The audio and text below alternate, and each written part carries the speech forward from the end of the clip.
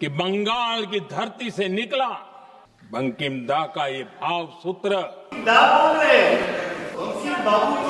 बंकिम बाबू बोले। अच्छा, thank you thank you thank you thank you thank you. মোদিবাবু, আপনি না পশ্চিমবাংলাকে ভালো মতো চেনেন, না পশ্চিমবাংলাকে সম্মান করতে পারেন।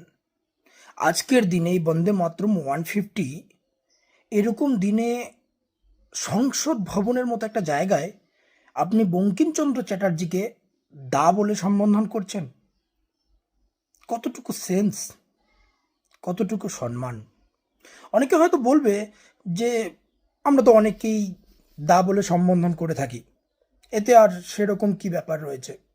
কিন্তু আমি বলবো 1838 সালের জুন মাসে জন্মগ্রহণ করেছিলেন।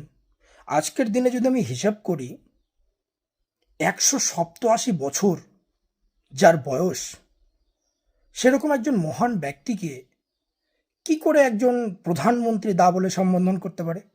আমরা হ্যাঁ অবশ্যই আমরা অনেকেই যারা আমাদের দাদা দিদি এরকম সম্পর্কের বা বয়সের থেকে বড়, এরকম সম্পর্কের আমরা দাদা বলে দিদি বলে সম্বোধন করে থাকি।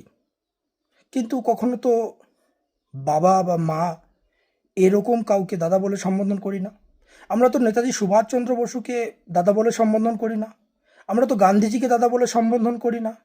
আমরা তো মোদি বাবুকেও দাদা বলে সম্বোধন করি না। নিশ্চয় তাদের পিছনে কি বলি? বাবু বা জি বলি।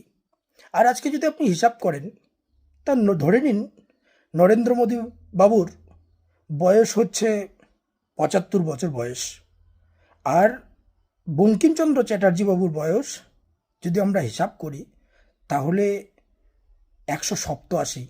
তাহলে কত বছরের বড় হলো?